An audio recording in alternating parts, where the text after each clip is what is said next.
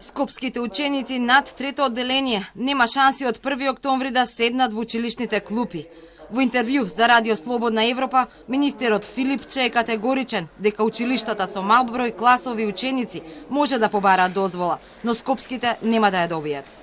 Има училишта, да давам пример, кои што има по 5-10 ученици во еден клас, тука се обединуваат од 1 до 4 одделение, некаде над 300 училишта во нашата држава се такви, меѓутоа тоа ќе биде и со дозвола на Комисијата за заразни болести, ако епидемиолошката ситуација во таа општина тоа го дозволува. Доколку училиште во Скопје сака да направи исклучок и аплицира да добие дозвола да, например, бидат физички присутни и учениците од 4 и 5 одделение, на почетокот на октомври нема да го дозволиме тоа. И додека министерот е категоричен дека нема настава над трето одделение во Скопје, скопските училишта праќаат анкети до родителите во кои бараат да изберат дали се за нивното дете над трето одделение да оди на училиште или да учи преку компјутер. Од Министерството за образование објаснува дека крајниот збор ќе го има владината комисија. Таа ќе одлучи кое училиште ги исполнува условите согласно протоколите донесени од владата, без разлика дали е во или надвор од Скопје.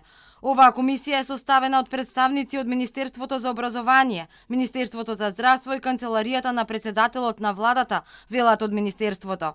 Родителите пак збунети коментираат на социјалните мрежи. Велат не се знае под кои услови ќе се одвива ниту онлайн наставата, ниту класичната, а веднаш треба да изберат. На некои им дале рок до денеска да се изјаснат, а други се уште ги добиваат анкетните прашалници. На неполн месец пред почетокот на одложената школска година, многу прашалници и за наставниците, и за родителите, и за надлежните. Единствено се знае дека учениците до трето одделение со дозвола од родител може да следат класична настава со скратени часови и во повеќе смени. За останатите наставата ќе биде пред компјутер, освен таму каде што има услови за физичко присуство и тоа го дозволува епидемиолошката слика. Министерката за образование Царовска пак во интервју за факултети вели дека и комбинираниот модел кој сега е избран ќе се менува во зависност од состојбата со коронавирусот.